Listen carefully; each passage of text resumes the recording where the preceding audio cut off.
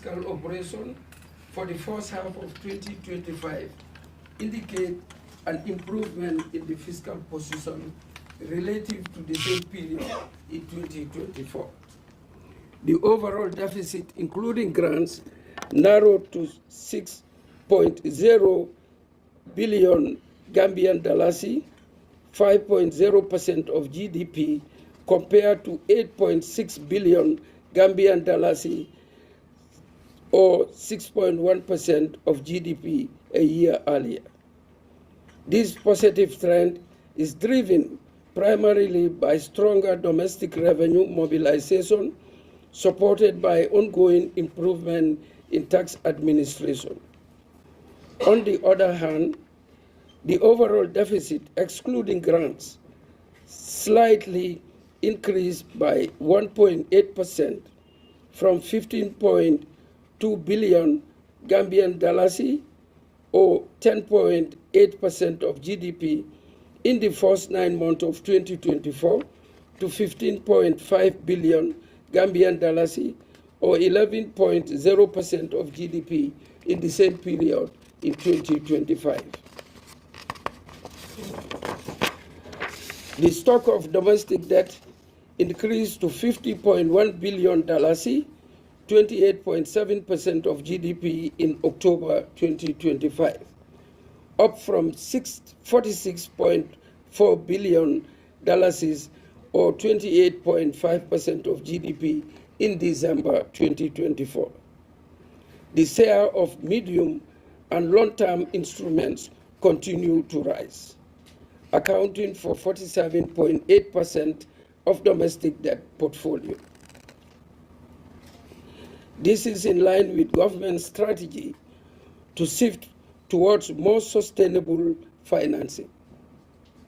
Nevertheless, short-term instruments still dominate the portfolio, representing 52.2% of total domestic debt. Annual broad money supply accelerated to 16.4% in September 2025, up from 14.4% a year earlier, driven mainly by the stronger contribution of non-domestic assets. Credit to the private sector also expanded, increasing by 9.4% in September, up from 1.9% a year ago. Reserve money grew by 12.5%, reversing the contraction of 0.3% registered in the previous year, supported by an improvement in the central bank's net foreign assets, driven by sustained foreign exchange inflows. The banking sector remains stable and resilient. Total industry assets stood at 160, or 71.3% of GDP in September 2025, compared to $104.5 billion, or 72.1% of GDP a year earlier. Total deposits increased by 15.6% year on year to 76.4 billion Gambian dollars, or 46.5% of GDP. Capital adequacy remains strong, with capital levels well above regulatory thresholds. The industry aggregate risk-weighted capital adequacy ratio increased to 25.1% in September 2025, higher than the 24.9% recorded in September 2024. The rise is attributable to a growth in paid-up capital and retained earnings. The liquidity ratio of the industry increased slightly to 80.3% in September 2025. Decreased slightly to 80.3% in September 2025 from 81.8% reported in September 2024. The loan-to-deposit ratio declined from 25.2% to 22.6%.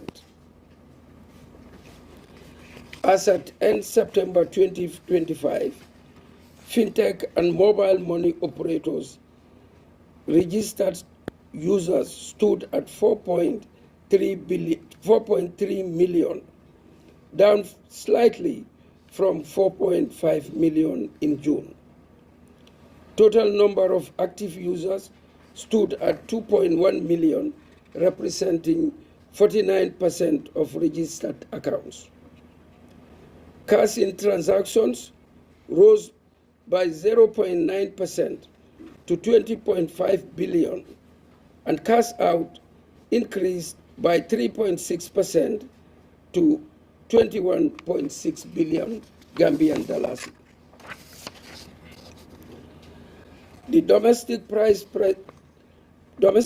pressures continue to moderate.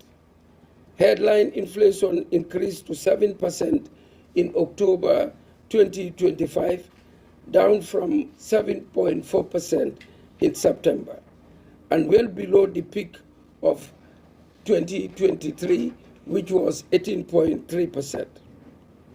This marks the 8th consecutive month of single-digit inflation, reflecting broad-based easing across major components. Food inflation fell further to 7.4% in October 2025 from 8.0% in September, driven by lower prices of bread and cereals, fish, dairy products, oils and fat, and other processed food items. Non-food inflation moderated slightly to 6.2%, supported by easing housing and utilities inflation, despite some upticks in communication and hospitality services. Core inflation continued to decline. Core inflation, which excludes energy and volatile food items, fell to 4.5% in October from 5.3% in September 2025.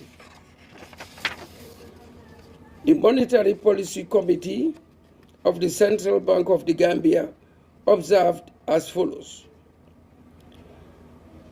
that the global economic outlook for 2025 have softened after a strong start to the year.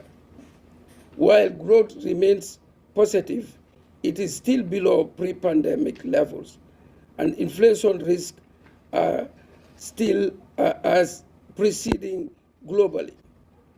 Central banks are cautiously moving towards monetary easing, and this policy shift is already underway in many emerging and developing economies. Several central banks have begun lowering interest rates as inflation stabilizes, whilst others remain constrained by external vulnerabilities. Global commodity prices remain broadly stable, reinforcing the global disinflation trend and reducing imported inflation pressures for the Gambia. While uncertainties persist, the risk of spillover through food and fuel costs is mitigated by strong external buffers and stable foreign exchange rate. The economy remains resilient, supported by robust remittance inflows, an expanding tourism sector, and sustained investment activity. The foreign exchange market is orderly and liquid, while the dollar remains stable. Now I come to the policy decisions of the MPC. The decision of the committee reflects steady improvements in inflation and resilient domestic growth.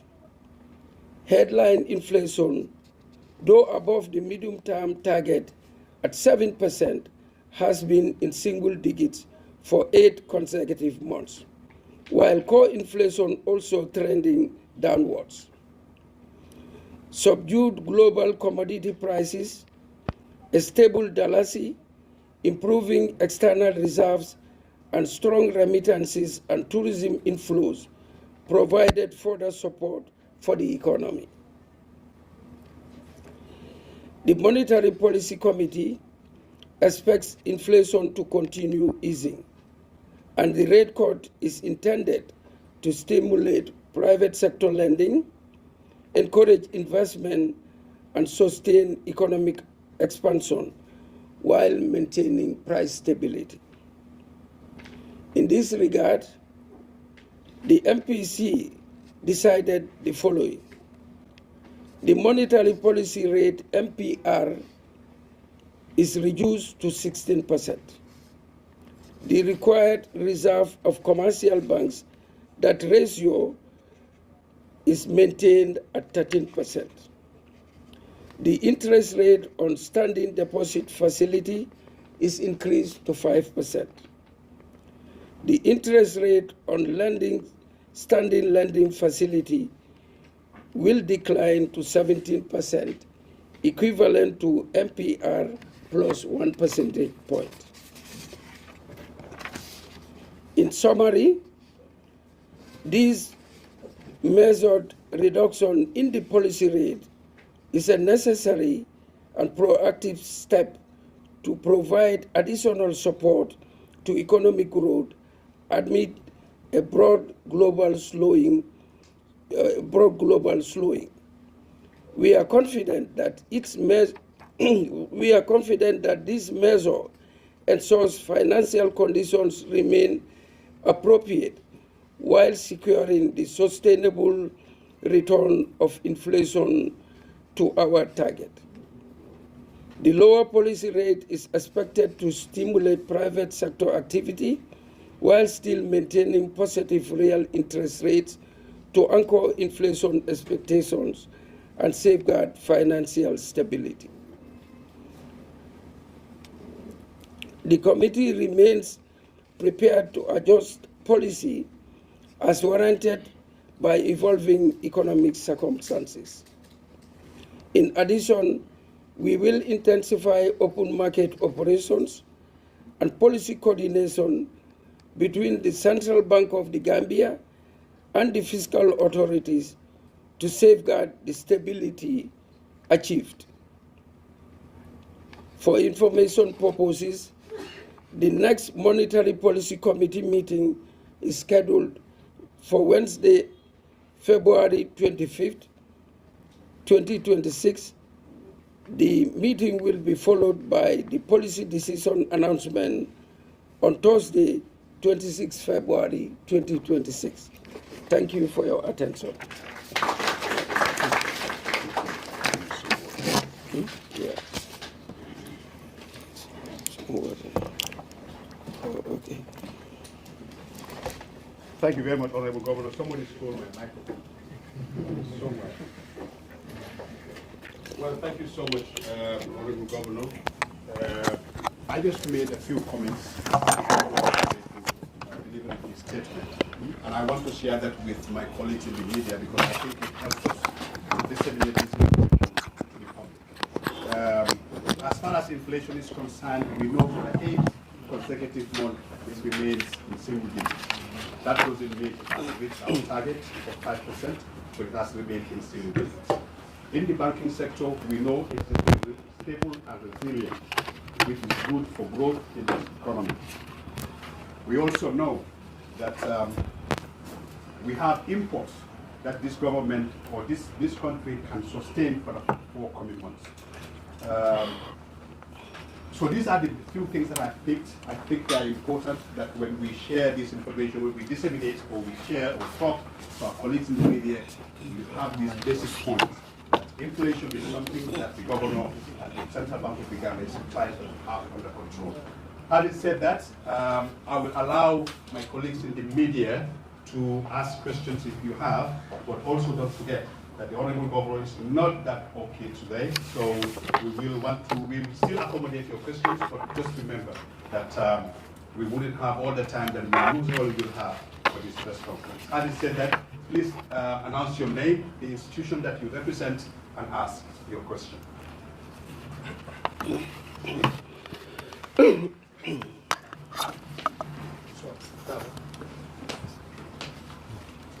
Good afternoon. My name is Edward Francis Dalia from Askambi Media. Okay. Yeah, he just mentioned something that I am interested in, which is the medium-term target. We have seen that you have not reached the medium-term target. So what quarter are you planning, or will you suggest that you can meet that medium-term target on the current quarter? And also, given that the Gambia economy is heavily dependent on import, what structure or reforms is the central bank putting in place to make sure that this medium-term target will be reached? Okay, first of all, like my first deputy governor announced, we have our team of econometricians at the Economic Research Department.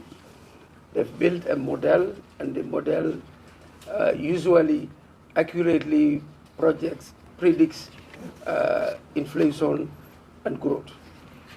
We are expecting that we are not an inflation, let me start by saying that we are not an inflation targeting country. The medium-term target for inflation is to guide us in our drive towards price stability, because it's our main mandate. But we are projecting that we should be able to reach the medium-term target. As governor of the central bank, and knowing in addition to policy measures we are implementing in terms of addressing the structural bottlenecks of the economy, for me, my prediction is that by the end of the year, we still have 2 months. Remember, the inflation number we mentioned, 7%, is for October. We still have November and December to go.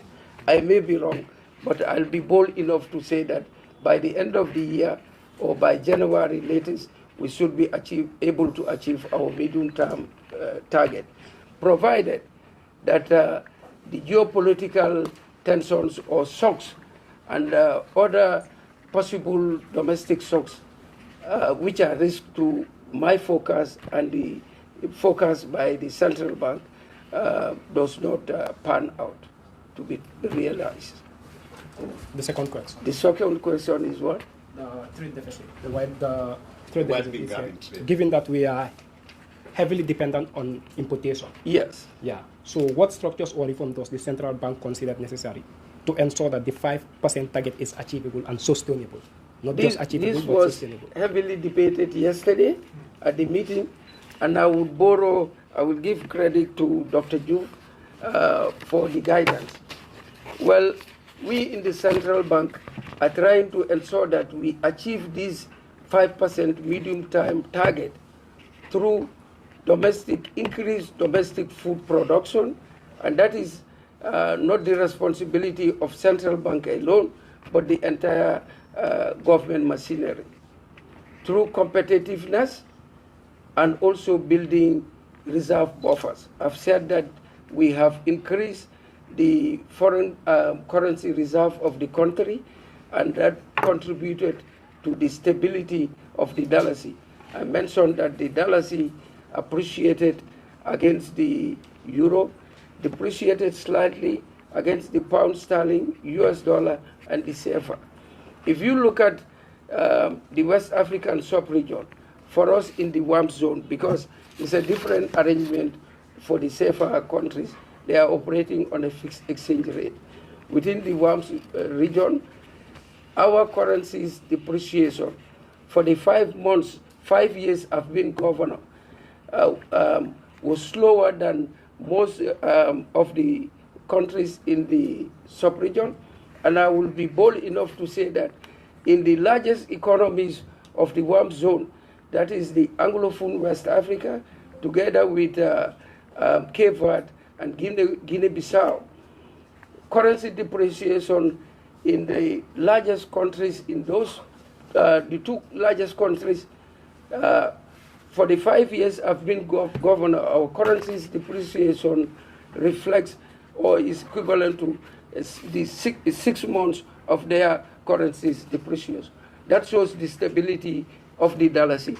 And we are not exporting much. We are not a natural resource endowed country. Our foreign currency supply is mainly remittances and budget support, but it depends on how we manage that and improve. The other area is encourage competitiveness, and we've been strongly advocating for that, and we are not just advocating it, we are also walking the talk. We created a development finance department in the central bank 5 years ago, and that has helped tremendously to make sure that we get goods into the Gambia, both food, commodities, the things that we feed on as Gambians, rice, sugar, edible oil, flour, and fuel, to levels where prices have dropped. Today, the price of rice have dropped from above $2,000 for a bag to $1,600 a bag. Likewise, fuel prices also, we are trying to reduce. These are administered prices. We cannot influence through monetary policy. But what we are trying to do on the supply side to ensure that the bottlenecks or supply constraints are also relieved. So the cartel, we are giving them a run for their money. We want to make sure, we are making sure, it's not wanting to make sure, we are making sure that that monopolistic price that prevails in the country, we eliminate it. And I think through those measures, we will be able to sustain the disinflation process and eventually realize our 5% medium target. Before COVID-19, we were below the medium target, and we intend to return to that level.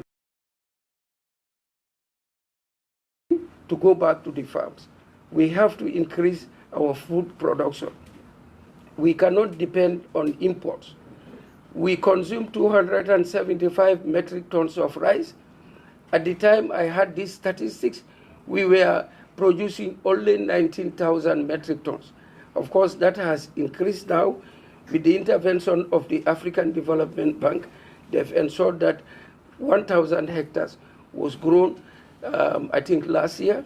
And the ADB has given the government of the Gambia $40 million so that we can increase rice production and feed ourselves within the next 3 years. With those efforts, I can guarantee that we will be below our medium-term target. Okay. Yeah, question. Yes, please. Yeah, my name is Alaji Jackie. Welcome. I must commend you for the run that you did, and also keeping the dalasi in a stable run, also for the 5% increment. However, I've seen the mobile money wallet has caused frustrations on the setup, leading it to drop to minus 1.6%, gave it at 20%, 20 billion. Would this continue to cause threat to the progress of the Gambian GDP? And also, has this mobile company lost a proper regulations that would lead to frustrating the annual GDP? As it has been shown that for 9 months, there is a decrease of 1.6%. Mobile wallets, the fintechs, these are basically the decline in mobile money is not, these are seasonal, you know, and it depends on how the public is using these digital currency or digital wallets. The decline could be based on several factors. But the decline in digital or mobile money has very little impact in terms of economic growth. The growth that we predicted for the economy to grow is based on certain assumptions in terms of agricultural production, consumption by government, growth in the tourism sector, services, plus a host of other things. Mobile money facilitates the lubrication of those economic activity. You know, it's like the Gambian currency, which we kind of measure the amount of dollars we inject into the economy would be dictated by the growth rate of the economy. So it's not the other way around. It's, the growth rate of the economy determines how much money will be sent out there or supplied by the central bank. If we supply too much money, we create inflation. If we supply less money, we choke the economy, and that growth will not be achieved. So digital money is just like the currency. It's a substitution of the dollars, cash currency, to digital wallets. So that, for instance, if you want to send money to me, and I'm in Basse, if you want to send it by cash, it would require that I have an account in the bank. And I may be turned off by saying I don't have the documents that the bank would need, like ID cards and stuff like that. So come into Basse, give this money to them. But with this, the mobile money and digitalizing the economy, you can easily get the money through your phone. So it's in order to increase the financial inclusion rate, the unbanked will now be serviced through these digital currencies or digital wallets. So it's another means of same money that we are supplying, estimated as required to attain the growth of the economy. Those are the monies that they are now complementing the dollars cash that we have in the system. So it's a way of lubricating that and facilitating that economic activity. So deduction, the slight drop in mobile money will not negatively impact the growth of the economy. The second part of my question will Yes. be during deliberation. I must have missed it, but I haven't heard you talk about how black market continues to affect the economy of the Gambia, especially when it comes to in terms of seeing a new trend that institutions will be requesting for foreign currencies to pay for certain services rather than using the dollars. Well, in this country, the dollars is the legal tender. I've said this many times, and we've issued press release. It is illegal to charge rent or pay for goods and services in any currency other than the dollars. It's the only legal tender. I know people charge rent in dollars and other things, school fees. It's illegal. We've said it over and over, and we'll follow this with measures that we will later on put in place. We are giving the public time, but it's illegal to charge in foreign currency. Yeah. Regarding the parallel market, it's not in the official foreign exchange market, and we've issued press release those operators in the parallel market to ask them to come and register in the official foreign exchange market, which is banks, finance companies, and bureaus. If they fail to do that, at some point we'll go after them. So those rates in the parallel market are not quoted by the central bank. I know some to finance international trade, some businesses would eventually resort to go into the private parallel market. They charge rates higher than what the foreign exchange market charges. economy, and we don't encourage those activities. And we are waiting for the appropriate time. We will go after them. Like I said, we've issued a press release to say, if you want to operate in foreign exchange business in this country, go and register. And we are also doing this through policy means. We will make sure that we introduce policies that will help us to ensure that most of the remittances from the diaspora, which average about $775 million US annually, is directed to the official foreign exchange market. That is banks and bureaus. And our intention, in fact, is to direct most of these to the central bank. Just like as the case in Ghana, they have gold. We don't have natural resources, like I mentioned. Ghana and Nigeria, Nigeria have oil, Ghana have gold. Recently, if you've been following developments in the foreign market, foreign exchange market, especially in our sub-region, Ghana cedi, which is one of the countries I mentioned. Sometime last year, the crisis in Ghana, the cedi was having a very steep fall. But the cedi appreciated so much. I had the opportunity to visit my colleague.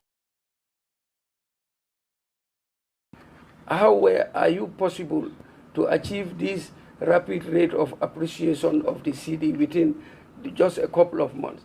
And what he told me is that they have gold. So they will give local currency to the gold board. They have a gold board. They give the local currency to the gold board to buy this gold from miners. And when the gold board exports the gold to the international market, the proceeds in foreign currency is lodged, all is lodged in the central bank. And the central bank auctions the foreign currency to banks, to the the foreign exchange market, to finance international trade transactions.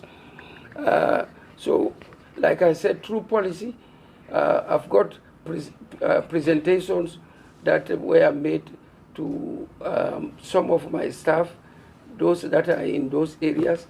I'm expecting other presentations, and hopefully through those policy means, we'll be able to redirect most of these remittances from the diaspora to the central bank, and then we can auction to the foreign exchange market.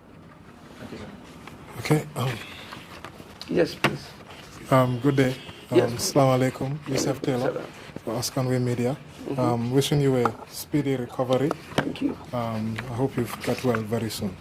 You look well, I must say. So, Governor, at the start of this year, it was reported that the stock exchange market was expected to be operational. What's happening? I mean, nobody is hearing much about it. Sometimes people ask us about it on the media. What about the stock exchange market? When are we going to be able to see this shaking? And then my second question is, earlier this year, a central bank staff, Lamin Maron, was intercepted by police with over $57,000 US and over $290,000 in Gambian old currencies. Is this measures have you introduced to stop this from reoccurring? Yes, sir. So those are my first two questions. I will start with your second question. Yes, sir. First of all, Lamin Marong is a private citizen, is a Gambian citizen. When he was caught with those monies, he was not working, it was not official working time. He already closed from work and he was on his private business. What I heard is that his father, who is a Marabu, owned that money.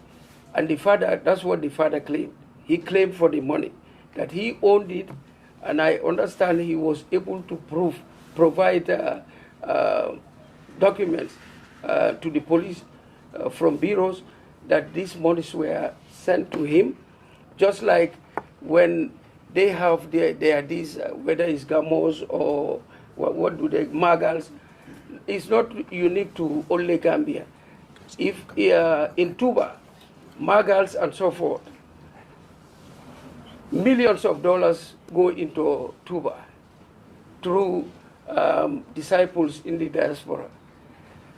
The monies, the Dallas component, I understand we have a window where people can come if they have events, change their old currency into new currency, which we are trying to discourage. It's only in the Gambia that I see people would be changing still reusable notes into fresh notes just to go and give to Jalibas when they have Ngente, when they have Gamos and all these things. So what I understand, he claims that was the purpose for those dollars in his hands. Now, those monies, I have been saying it, is not from the Central Bank of the Gambia. The Central Bank of the Gambia, audits are conducted, and is by our internal audit department. In addition, there is a board of survey which examines the vault where these currencies are kept, both Dalasi and the foreign currency. The board of survey comprises of different agencies of government, including the police, the SIS, the Auditor General, and other sectors that are chosen to be represented by the different sectors of the government. And the last board of survey before that incident was certified and signed by the current Deputy Inspector General of Police because he was part of the board of survey. In addition to that, the internal audit of the central bank, when that was discovered, or when he was apprehended with those monies, and the internal audit of the central bank conducted an independent audit, which was also sanctioned by a letter from the Inspector General of Police for that audit to be done, and even a butut was not missing from the vault. So central bank, we are not claiming for any money lost from the central bank. This is all nonsense from the media. It is manufactured claim that has been sent and put into the central bank. Just like the 155 million when this gentleman, Abdul, was the director of currency department, was manufactured. And they claim that 155 million, which will be, if you see the bags to carry 150, it will be in trucks, not even pickup. It will be in trucks, camion. You know what the Senegalese call camion? Foful and Kodugal, 155 million. That cannot enter this central bank without these women sitting here and people on the street seeing this. You understand? And the police, eventually, when they investigated that claim also, discovered that it's false. And you, the people in the media, never went and retracted that story. It stays there. When you Google my name, governor of the central bank, those are the nonsenses that drop. And I have been telling Gambians, if you don't want God governor who has said it to be your governor, kick me out. If I am not doing anything right in this bank, kick me out. I've told my principals, if I am doing anything, not doing anything right, you discover any misappropriation of funds or not complying with the law, kick me out. I'm not desperate. I have my pension from the IMF. I have other investments. Understand? But you have only one central bank. And the credibility of the central bank matters. We have nothing more valuable than the credibility of our bank. You have 12 commercial banks. One can go down, we are left with 11. The other one goes, we are left with 10, up to the last one. But you have only one central bank. If it goes down, the whole country goes down with it. Since I've become governor, I've been complying with all the laws here. I'm the most transparent governor here. The reason why I'm saying that, I came to be governor at a time when social media is very active. There is nothing you can hide in this world. There was an incident when I was hired in December 1982 as a junior clerk in the Central Bank. Then Fafambai was Justice Minister. Tom Senghor was Governor of Central Bank. I've been here for a very long time. That incident, when it occurred, it has to do with fraud involving Central Bank staff messing with government revenue. Some went to jail for it. You know, but at that time, there was no social media, nothing. The papers that were there were, if I can remember, the Asantix Manes, the government paper, and a few others. There was no social media, there was no television and all these things. Those were quiet moments. But I happened to come in at a time when social media is active. Everybody can just sit in their houses, especially those in Europe.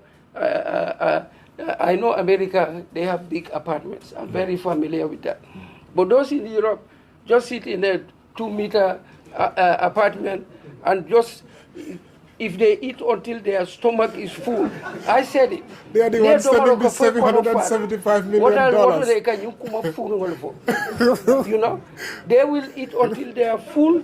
They pick their mobile, and everybody is a journalist. It's not appropriate. You know, when I say this, I get angry. Not because it's directed at me personally. It's the country I am seeing. It's the country. The image of your central bank matters. I tell you, we went after, and all of us, me and my 2 deputy governors, and who else? Is it the finance director? They do KYC on us every year, where we keep our reserves in international banks. They check our characters. They do KYC on us. So we are not dirty, filthy Gambians. Okay. You know what I'm trying to tell you? So Marong is still working? He is still working, yes. And he is cleared by the police. Okay. The Inspector General of Police wrote to me to say that all 3 that have been suspects are cleared. Okay. So I just have one follow-up, which is the 290,000 was in old currencies, dollars. We see the infiltration of these dollars. It's everywhere. I think I can just remove some from my pocket. But anyway, on a serious note, doesn't this point that we still have too much of these currencies? How are you trying to make sure that we take them out, that, you know, the central bank does the needful to make sure these old out? Okay, I will answer that. No, let's have these conversations. Let's not restrict the time. I can go on for the next 3 hours. Let me explain. The dollars that we have in the system, we've put out a press release sometime, I think last year or so, or year before last, to say that the old and worn out dollars in the system, swell and mutilated, that anybody who has it in your house or in your custody, send it to central bank for it to be exchanged to fresh notes. Now, what happened is that when I came in as governor, these are things I'll be very transparent with you, just to make sure we put this thing to rest, and it's explained to every Gambian. When I came in as governor, there was almost a shortage of fresh currency. Remember, the Yahya Jammeh era currencies were all cancelled, or were all put out of circulation. There are new currencies. The current one was printed. Now, when that printing happened, what I was told, the economy expanded because it happened at my time. The currency, we almost had a currency shortage. I was appointed in October 2020 as governor, 1st of October 2020, as governor of the Central Bank of the Gambia. There was a day my second deputy governor came rushing to my office to say, at that time, it was a feast period. I don't know whether it's Korite or Tobaski, I cannot remember, but it was a Muslim feast. And a bank was there to withdraw money. And if they withdraw all that money, there will be issues. You understand? So that was the reason why some of those old currencies were issued, were put into circulation, because it's our obligation to print and provide Gambian people with currency.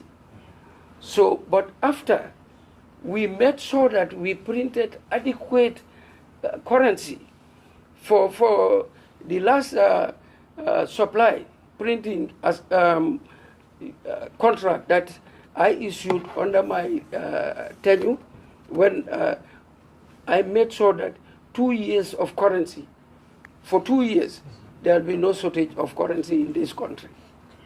So, and when that supply arrived, we put out a press release to say anybody who has old notes in your houses or in your custody, surrender it to the central bank for us to change it and destroy this. If you talking about what we are doing about it, if you come here in the evening or after 4 o'clock on a daily basis, every day, except for a few 1 week or so break, because these are human beings. They get tired. I gave them 1 week off to stop destruction of the currency. Every day they are here depending on when the stock they have to destroy in the incinerator. If you live here, go and see where we burn the currency. And the selection of those board members, those who destroy the currency, is from government sector.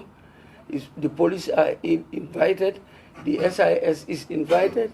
I think Auditor General, correct me if I'm wrong. Are they invited?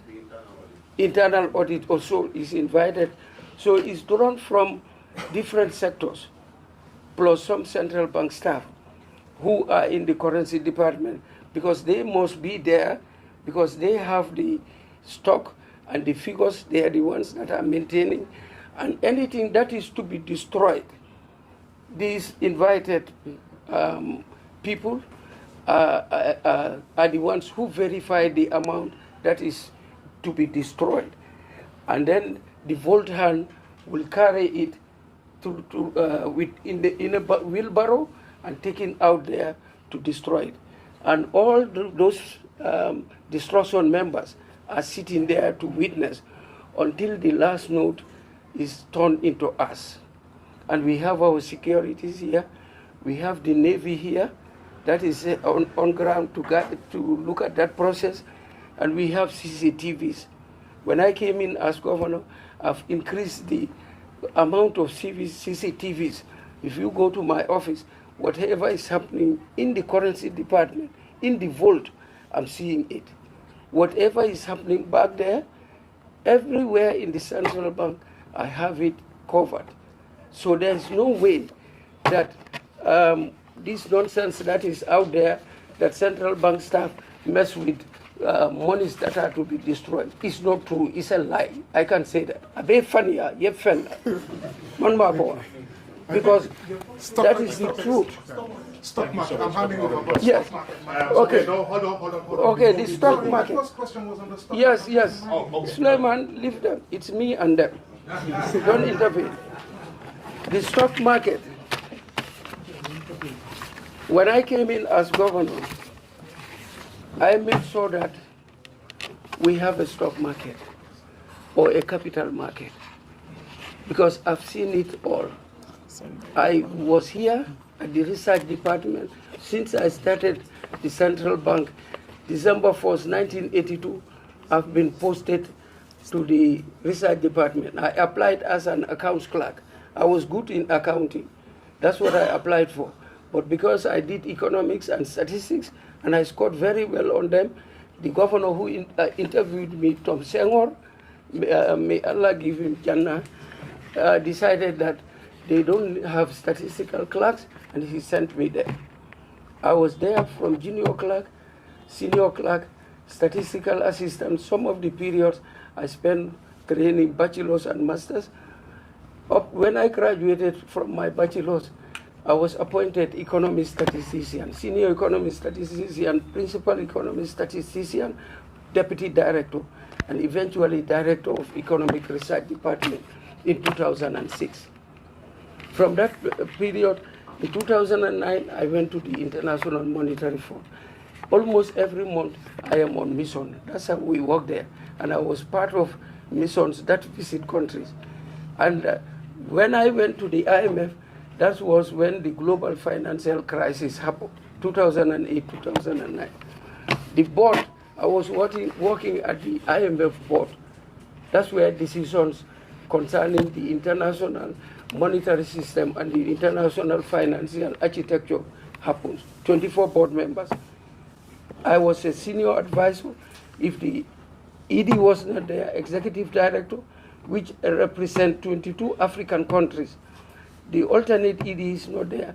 I was the most senior advisor at that office. I sit on the board.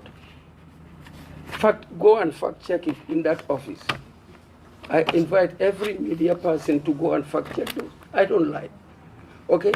So after that experience, when I had this opportunity, I said, look, our problem in this country is access to finance. Cost of funds are expensive. All we depend on are loans from the bank. There are other ways of getting resources to invest in your businesses, even for government, without taking loans.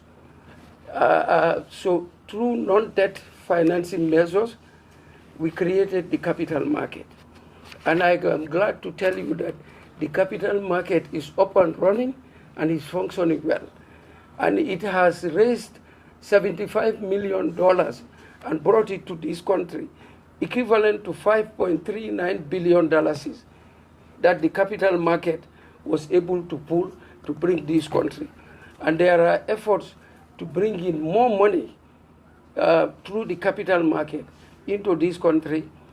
The private sector, we are inviting them to participate in the capital market. But in this country, the problem is, like my mentor Baksture said, businesses in this country is me, I, and myself. 3 people own it.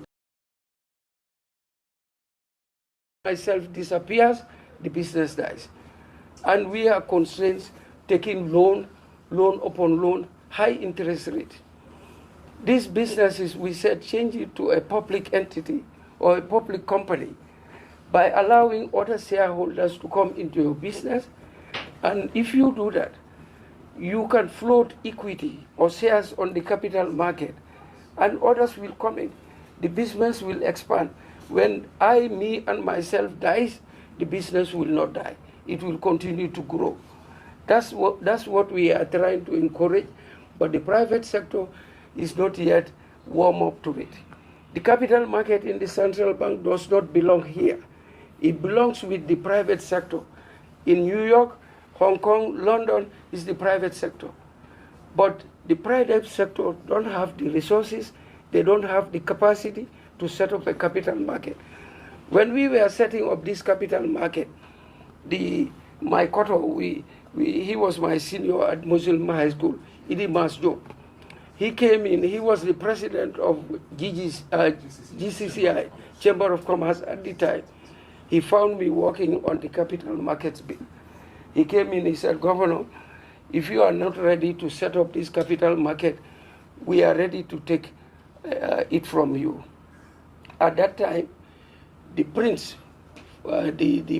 copies of the capital market bill, because we don't have a law for capital market in this country. We had to create one.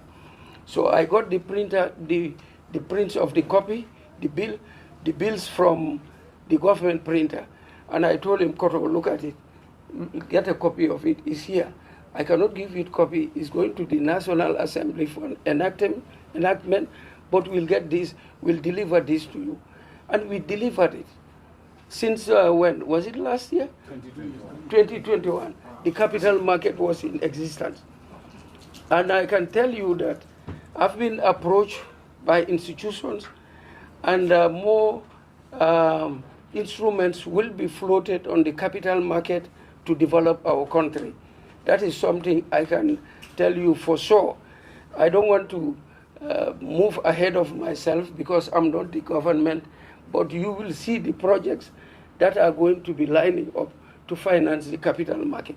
One thing I can tell you for sure, the reason why we are bold enough to let car power go is because we are sure that we'll be able to generate our own electricity, and we'll be able to pay for supply from Senegal and Guinea.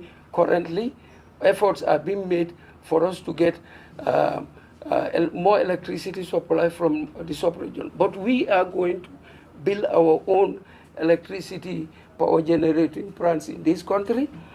Transmission and distribution of electricity, people will see rapid expansions by His Excellency the President. Why? Because they are going to use the capital market to raise more resources for NAVEC, and those developments will happen because that's what it is for. What is happening in the US, what is happening in London, Hong Kong, East Asia, they are using their stock market to raise money for the government and for the private sector to develop their country. And that's what we are going to do. You'll see amazing things happening, very bold decisions being taken to move this country forward. Nobody is going to intimidate us in this country because we know we are working for and doing the right thing. Thank you very much, Honorable Governor. We'll Yes. take just 2 more questions. So Please allow them to ask questions. Allow them. Allow us, please. Good afternoon, everybody.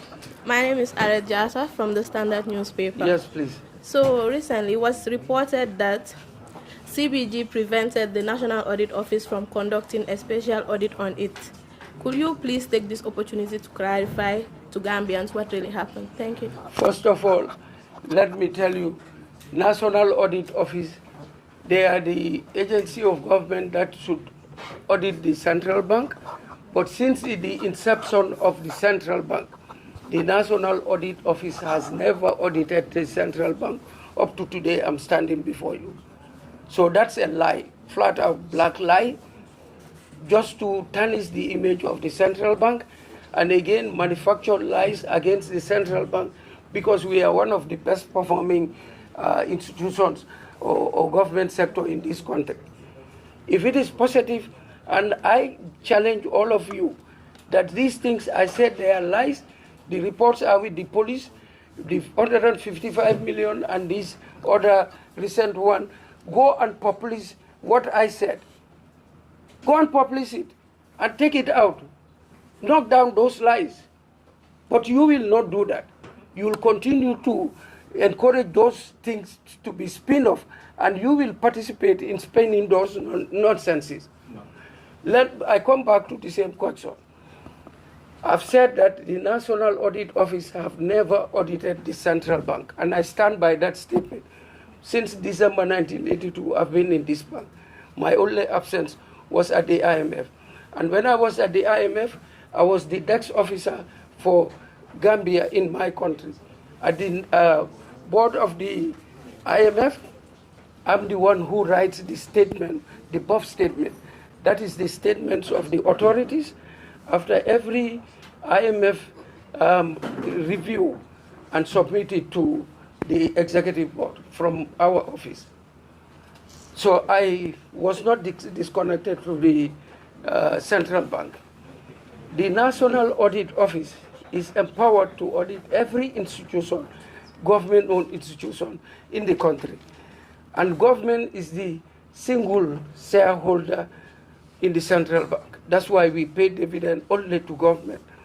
But because of capacity constraint at the National Audit Office, they contract the audit of the central bank to the big fours in accounting companies in the world. Those that are present in the Gambia is DT and PKF. Every time during, I've said, from 71 to date, as I'm standing before you, these are the two companies that audit the central bank. And so they are the ones who contract them. So there is no way that we will prevent the National Audit Office from auditing the central bank. When they contract appoint those two companies, they rotate because they don't want a cozy relationship to stay with one company. That's why they rotate. And in addition to rotating, they have foreign external auditors that joins them to do this audit. So it's not only local. Those audit reports are submitted to the National Audit Office. It's not only given to us because they appointed them. So there is no way that this nonsense going around to say the central bank will refuse for the National Audit Office to audit them. It's not true. They have appointed somebody. The audits for 2025, the interim audit have started. They met with my directors here, and that process is going on. So it's not true. It's a flat lie. And I want you guys to correct that nonsense. Yes. Okay, one more. Yes, please. The governor said you can give us 3 hours. Can we be formal? Can you be formal? Let's have this discussion going on. Being formal means No. Okay, stop. Ask your question and he's answered it. Please take a seat and Listen. The governor has said, this repeatedly told you Gentlemen, to allow us, it's us and him. We have Suleiman. We are very formal. yeah, This this is is as formal as orderly as well. very orderly. Okay, so have a seat. Let others have their chance. Allow us to have our debate. Suleiman, The governor has said he will answer our questions. Okay, go ahead. And these are those questions. We have many questions. listen, gentlemen, I said that, but I deserve respect from you. We do. I've given you another. That's what I'm telling you. I will not accept any disorderly conduct in my central bank. There is no disorderly conduct Okay. apart from. No, listen. When I'm talking, you don't talk to me. We will not. No, if you want to We are listen, just trying to insist. listen. If you want to disrupt this press conference, I'll send you out. We'll take one I more will not question. accept indiscipline. Gambians, let's be civil. Alinga nyo bunya. Just take one question. Huh? Why can't you? Even if the mics are on, this shows how indisciplined people are in this country. Go ahead with your question, please. And that's the last one we're going to take. So it's a dictatorship. Yes, You are the one that is calling the shots. I understand it's life, Go ahead. but that Okay. will expose, that will show how people behave in this country. You have to be civil. Can we have a civil conversation without raising our voice? I said I'm willing. I told them I'm under the weather. But to make sure that I give people enough opportunity, I said, whatever you want to ask, 3 hours, go ahead. We are the most transparent people. Yeah, go ahead. Honorable Minister, and then I am Suebu from SS Media TV. And then when I walk in, I heard you talking about the Dalasi appreciating compared to US dollar. Yes. Before coming, I was kind of making research on it, even on your side. Sometime around June, Dalasi was 60 something to dollar, but today in your site is saying that it's 72.8. Yes. You understand? Is Yes. so does that actually tally with that? Then I don't know if there's any way that I can get other informations to know if it appreciates. Absolutely accurate. Nothing is static in this world. In this world, the currency fluctuates. Even in the United States, there are periods when currencies fluctuate. In the UK, the currencies fluctuate. So it depends on the time we are talking about. The time we reported here, at that period, the Dalasi appreciated. When you looked at it previously, because there, like I said, currencies fluctuate. When Trump came into power, the U.S. When inflation in the United States was ratcheting it up, and the Federal Reserve Bank wanted to correct it, the U.S. dollar appreciated against most of international currencies. I can say almost, even developed world currencies. You know why? Because at that time, interest rates in the United States increased because they are trying to control inflation. Investors were rushing to US to invest. That made the dollar expensive. So the dollar against major international currencies, both emerging and low-income currencies, they depreciate against the dollar. Even the mighty pound sterling, the Bank of England had to push out £1 billion to arrest the decline of the pound. So it depends on the period you are looking at. Now, fast forward, the dollar has depreciated against the euro, it has depreciated against the pound sterling, it has depreciated against our currency. So it's the period you are looking at. I can go back and tell you on when I said, we gave you reference period. We gave you reference. Now let me tell you. It's here. We said the dalasi remains broadly stable during the year. Between June and September 2025, the dalasi depreciated by 0.1%, appreciated by 0.1% against the US dollar, depreciated by 4.3% against the euro, and 1.0% against the pound sterling, 2.6% against the CFA franc between June and September. Your reference period is outside that period. Currencies are not, they don't stay the same. They do depreciate and appreciate. Lolota, people used to ask and say, dalasi bida fadan, why yena dalasi bida ektamit. And I told you, among our sub-region, our currency is the most stable currency. I can boldly say that. Okay. Thank you so much. Gambians Please, let's wrap this up here. Please, you have another chance. You have a question? Thank you so much, Honorable Governor. Thank you all for coming. Really, let me just say this before we wrap up. My colleagues in the media, it has been a wonderful relationship with you since the beginning of this year. Every time we call you for a conference, you come here and you do respect the authority here, and you do allow and accommodate it to allow your question, to ask your question. The Honorable Governor has said, let me be leaving you to ask any question. And that's from his own volition, because he wants to answer every question that you have.